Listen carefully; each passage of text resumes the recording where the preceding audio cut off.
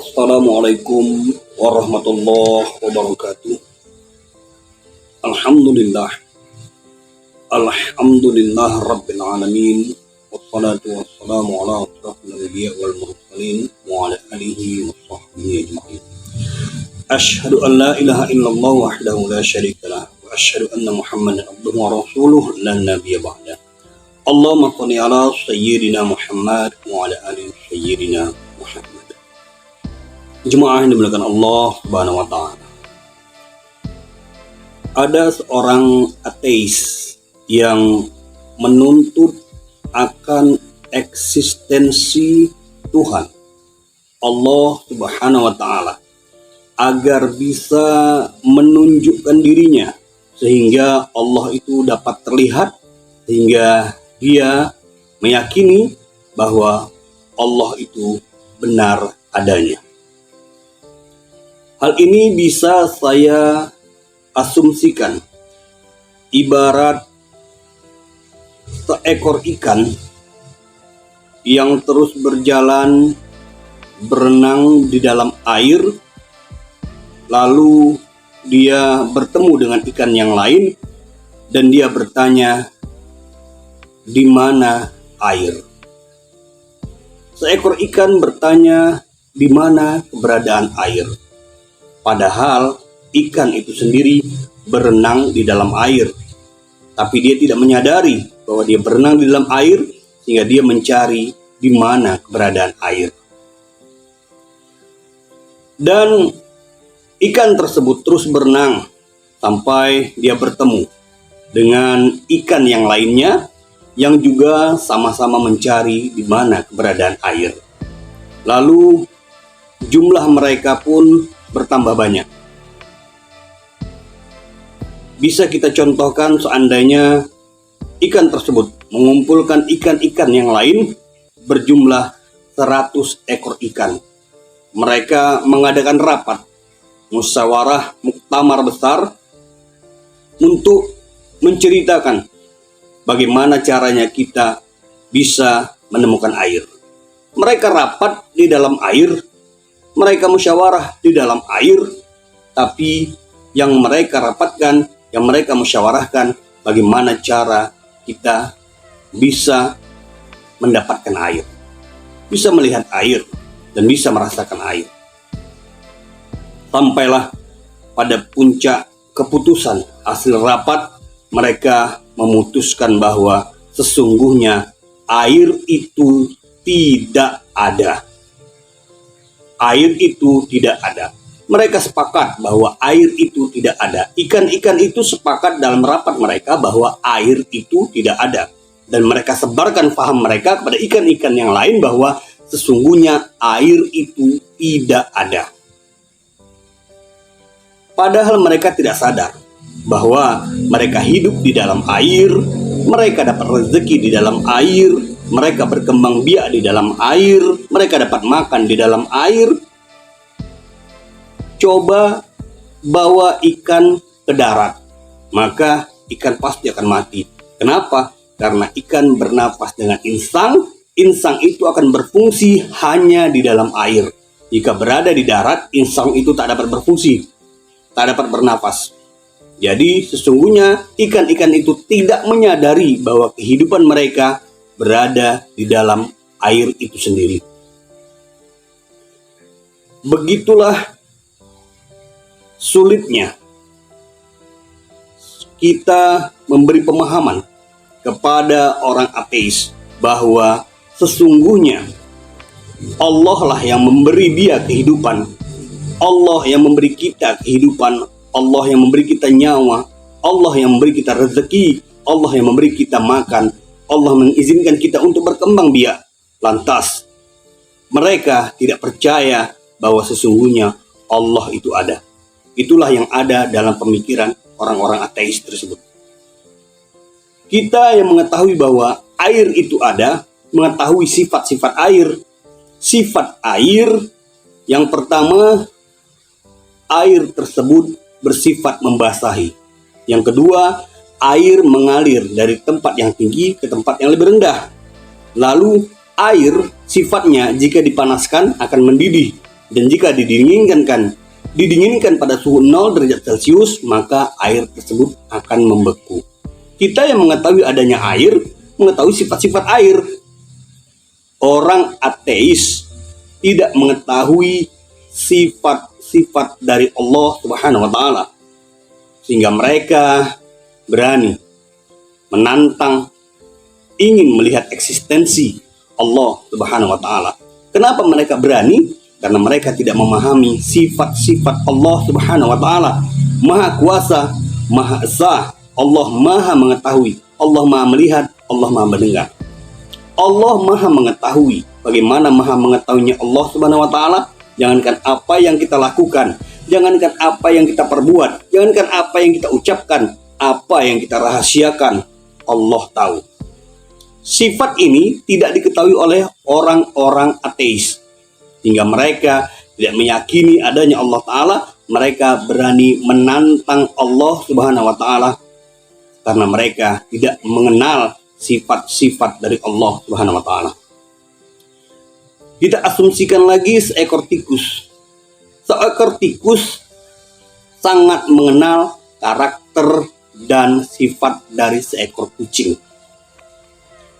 Ada ketakutan tersendiri dari diri tikus terhadap kucing, karena mereka adalah memang musuh bebuyutan.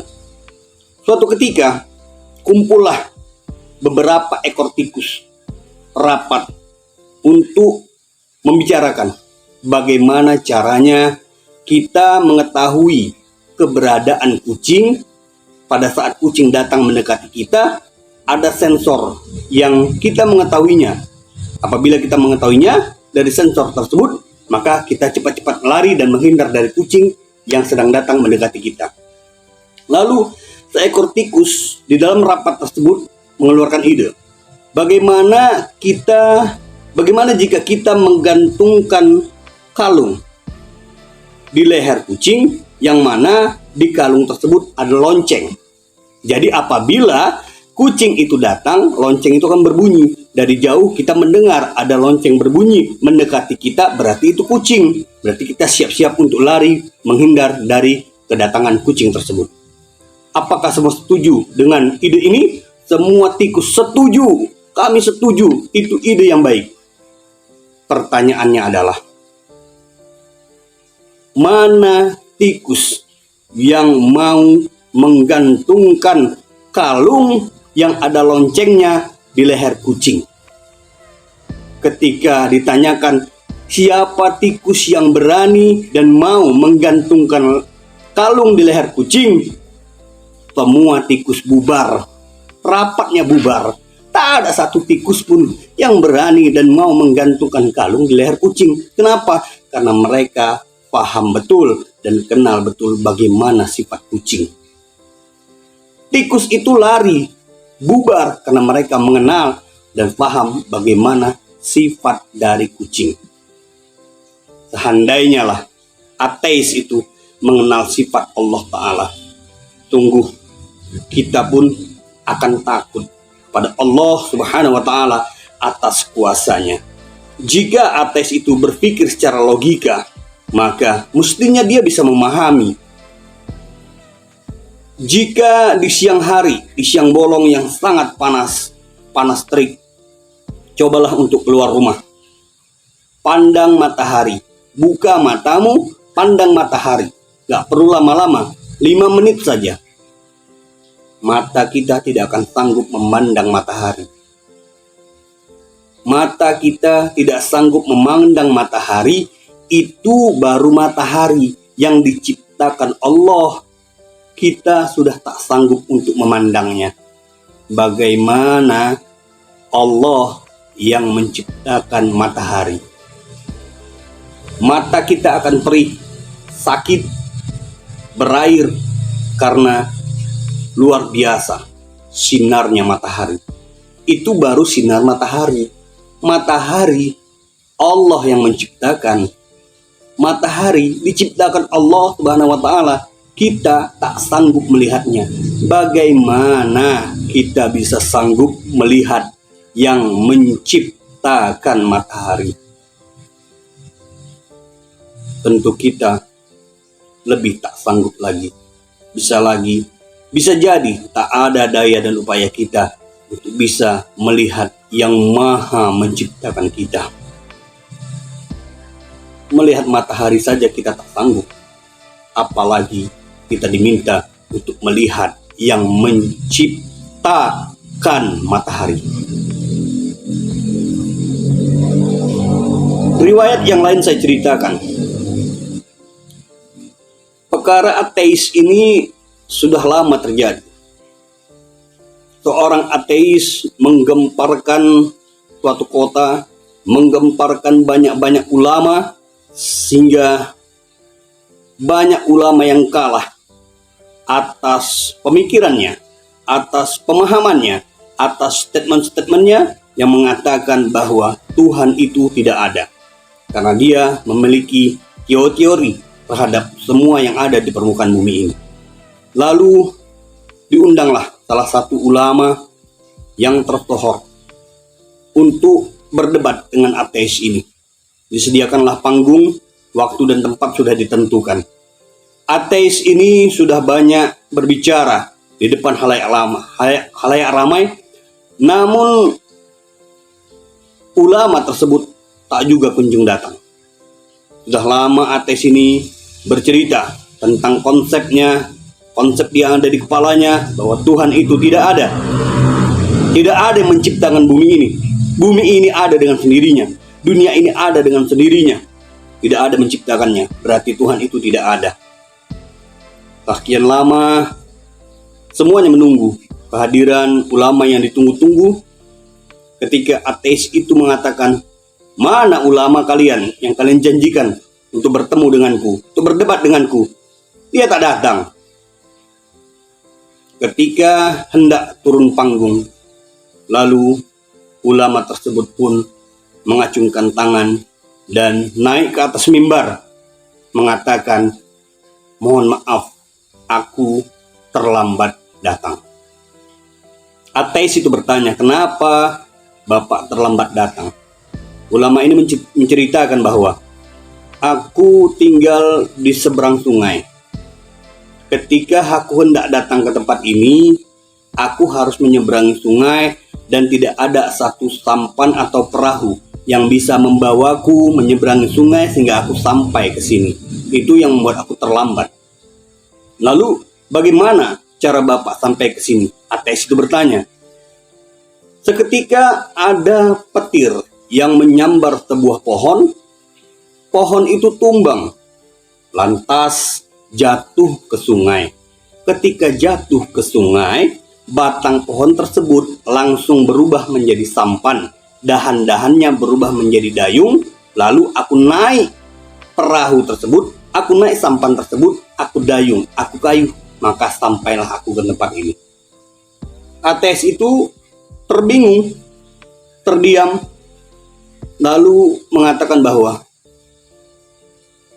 "Apakah Anda gila? Mana mungkin ada pohon tersambar petir, lalu jatuh ke sungai, langsung berubah menjadi perahu. Mesti adalah yang membuatnya. Batang pohon diambil, dibuat oleh pengrajin, lalu dibentuklah menjadi sampan. Tapi kalau disambar petir, jatuh ke sungai, langsung berubah menjadi sampan, rasanya itu tidak mungkin. Karena sampan itu dibuat, harus ada yang membuatnya, barulah jadi terciptanya sampan. Saya rasa Anda gila." Lalu ulama itu menjawab, "Siapa di antara kita yang gila? Terhadap sampan yang kecil saja engkau tak percaya bahwa terjadinya sampan mesti ada yang membuatnya, mesti ada yang menciptakannya. Sampan yang kecil terjadi begitu saja, tak ada yang membuatnya, engkau tak percaya. Bagaimana bumi, dunia yang sebesar ini ada, tapi tak ada yang membuatnya, engkau percaya. Yang gila, aku atau engkau? Engkau jauh lebih gila, karena dunia sebesar ini, dunia yang seluas ini, engkau yakin tak ada yang membuatnya.